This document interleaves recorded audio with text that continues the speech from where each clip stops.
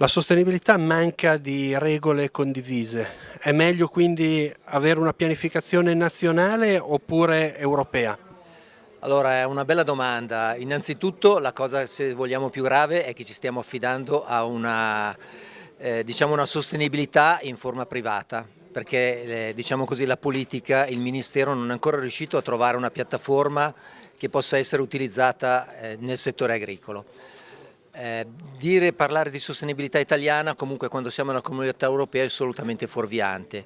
Dobbiamo parlare di una sostenibilità a livello europeo, sicuramente declinata su un modello italiano, perché l'Italia, non dimentichiamoci, comunque un'agricoltura molto intensiva rispetto a quello di altri paesi e quindi ci vedremmo costretti a subire quello che gli altri paesi vogliono imporci.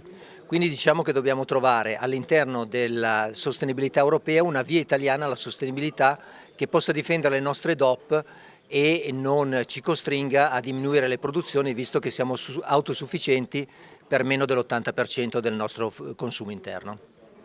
La sostenibilità ha anche un costo. Chi lo deve sostenere? Allora, lo dovrebbe sostenere tutta la filiera. Oggi qualunque tipo di sostenibilità purtroppo la sta sostenendo da un lato il consumatore, ma soprattutto l'anello iniziale, cioè l'agricoltura.